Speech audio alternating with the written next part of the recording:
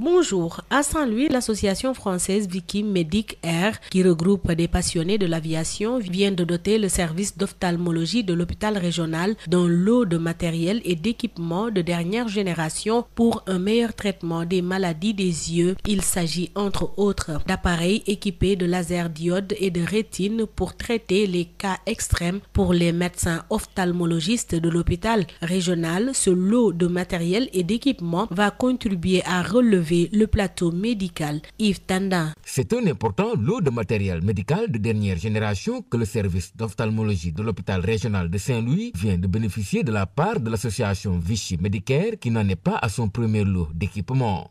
Pierre Dervieux est bénévole à cette association. C'est une association qui a été fondée par des passionnés d'aviation, puisque nous sommes tous pilotes, et nous avons décidé il y a 4 ans maintenant de venir à Saint-Louis en avion, en pilotant notre propre avion depuis Vichy en France, en survolant l'Espagne, la Méditerranée, le Maroc, la Mauritanie, pour atterrir à Saint-Louis.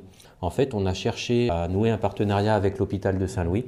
On a été rapidement mis en contact avec le docteur Sau, donc chirurgien ophtalmopédiatre à l'hôpital de Saint-Louis, et on a monté avec lui tout un projet d'accompagnement de l'hôpital dans ses besoins de dispositifs médicaux pour détecter, suivre et opérer le glaucome. Son compagnon Emmanuel Sudre, un ingénieur biomédical, nous liste ici la composition du matériel et des équipements qu'il vient d'installer. Nous avons entre autres un microscope spéculaire qui va être installé. Ça va permettre de quantifier les cellules de la cornée pour savoir si les patients peuvent être opérés de cataracte.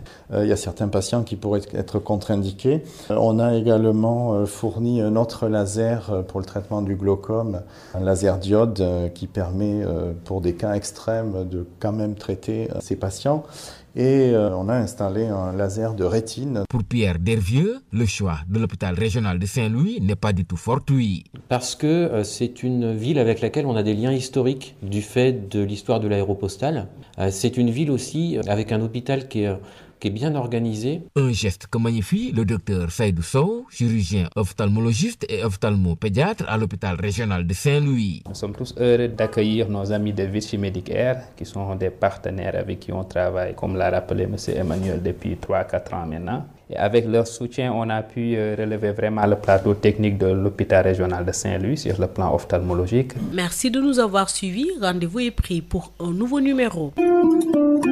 Dalleen ak jàmm ca Saint-Louis, association française bi ñuy duppee Vicky Medic Air nga xamante ni ñi fa nekk dañoo amee bëgg-bëgg ci wàllum aviation ñoo may service bu ophtalmologie bu hôpital régional bi ak ay jumtuwaay yu mucc ayib ngir ñu mën a traiter feebar yi laale ak gët yi. Bokk na ci matériel yu ñu leen jox ay appareil yoo xamante ni dafa am laser iode ak ay rétine ngir mën a traiter cas yu extrême yi ci wàllu bët. Bu ñu sukkandikoo ci médecin ophtalmologiste yu nekkee ci hôpital régional bu Saint-Louis, gile matériel dina ñëw ngir gën leen a jàppale ba ñu gën a ñoŋal plateau médical ba fa. Yves Tanda. Lim bu takku ci matériel médical bu mucc ayib la waa service ophtalmologie bu hôpital régional bu Saint-Louis jóge rek jot ci ndimbalu waa association bii ñu duppee Vichy Medicare bàyyi ko ci réew France te mu yàggu lool jàppale te gunge hôpital bu Ndar bile.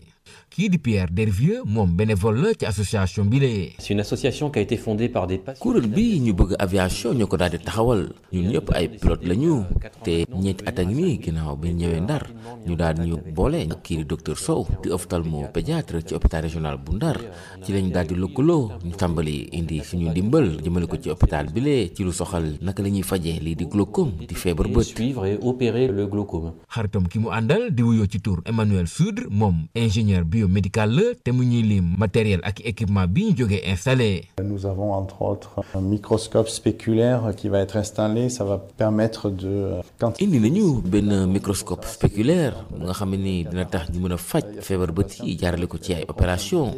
indi nañu itam beneen appareil bu nga xamante ne laser la ngir faj bët yi ci anam yu mucc ayib waaye itam installé nañu benn laser de rétine lépp lu jëm ci wàllum fajum bët. Et on a installé un laser de rétine. tànn gi ñu tànn Ndar daanaka am na li ko waral te kii di Pierre Dervieux di ñu ko leeral. Parce que li ko waral moo di rek Ndar dëkk la bu am histoire ci lu soxal aéropostale bi waaye itam hôpital bi ni mu organisé wee dal na xel. bien organisé. muy ndimbal bu nga xam ne ni kii di docteur Seydou Sow doon chirurgien ophtalmologiste ci biir hôpital bu Ndar bile moom mu ngi koy rafetlu. pour ñi nga xam ne dañu am problème mu glaucome du ñuy wax tension wu bët ak problème mu cataracte ci xale yi depuis ñetti at ñi ngi ci liggéey ak ñoom tey dimbali nañu bu baax ba tey hôpital régional de Saint-Louis nekk na ci hôpital yi nga xam ne plateau technique ophtalmologie bi avancé na ci bu baax a baax loolu yombal na bu baax suñu liggéey parce que tey jaratul ñuy jël ay malade ñi dem ba ay Dakar wala yenn di fa yuutu yoo xam ne léegi tey mën nañ ko def sur place donc loolu avancement la.